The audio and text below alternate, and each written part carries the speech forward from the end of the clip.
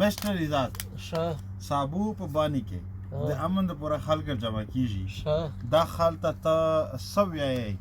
زه خو چې بالکل درجه کې ښه په تعداد سره درجه بشي هاي بالکل ښه ډېر جمع د شي څه د وکړو د حکومت نه سو وړي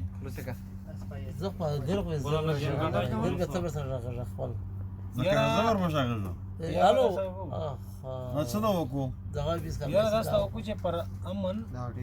احتجاج په چار دی خو په لوی زور سره چې وشي او په لوی تعداد سره چې وشي بالکل میشتو جنوبي اضلاع کې پښتونخوا چې وروزي بیو شاري بچاري وي چې د میشتو د مستقبل د بچونو سوال دی دنیا لوړل چې کیسه هر څه ورسره د میشتو آواز اړه خبره لګي امید اوسه پر خلک چې امن امن امن امن د متوجه سره ودوبره روزي خو ګرځي دا ته مطلب دا چې داسې په کیم ټیم کې پښتون سره او په وځي کیږي په دغه ټیم کې د میشته په ماس کې داسې خبره وتري چې میشته غا اتفاق په سانګته کې په نور خبره د میشته په امر وروړي خو دوزلو ان شاء الله داسې نه وي میشته په مکمل په اتفاق سره او